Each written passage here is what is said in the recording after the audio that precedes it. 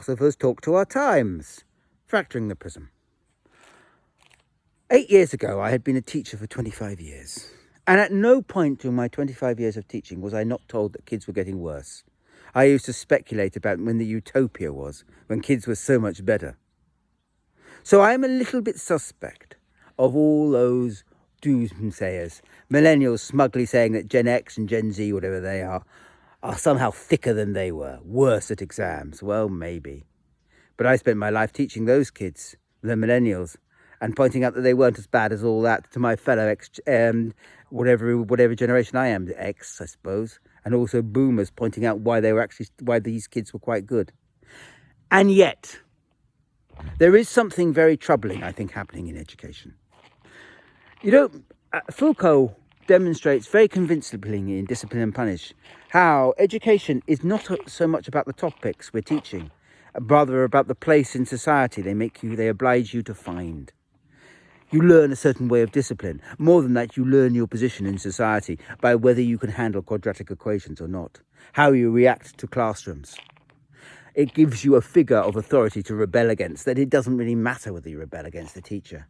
It defines rebellion then. It defines what it means to be rebellious and also ignorant. It catches it all within a certain trope. So to be stupid is to be rebellious. And that's that. And to know that you are stupid. You're not stupid. I should have pointed that out. And all of that is, of course, on the shift. Because now we're being monitored by our phones. We're now being monitored by things other than discipline. They don't need to spend all the money on our education. Why?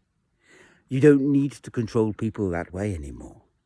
And without it, what will happen to education? Its prime role, the prime role always of the maths GCSE syllabus, for instance, in England, was to teach kids where they were in society, to give them a certain sense of discipline, but also a certain knowledge of their limitations, to make those limitations feel natural and normal. I always said one of its jobs was to naturalise the class system within the education system by setting up an exam. It was easier to pass if you went to a public school.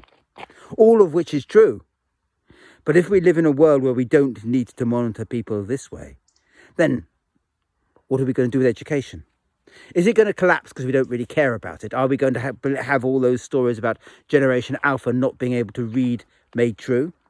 Or is it finally an opportunity to jettison that maths GCSE syllabus, the one that Michael Gove loved so much, that had been taught to Isaac Newton, and actually create a world where we teach maths that is useful for kids, that will allow them to use AI and understand the world afresh? I know which side I am. What side are you?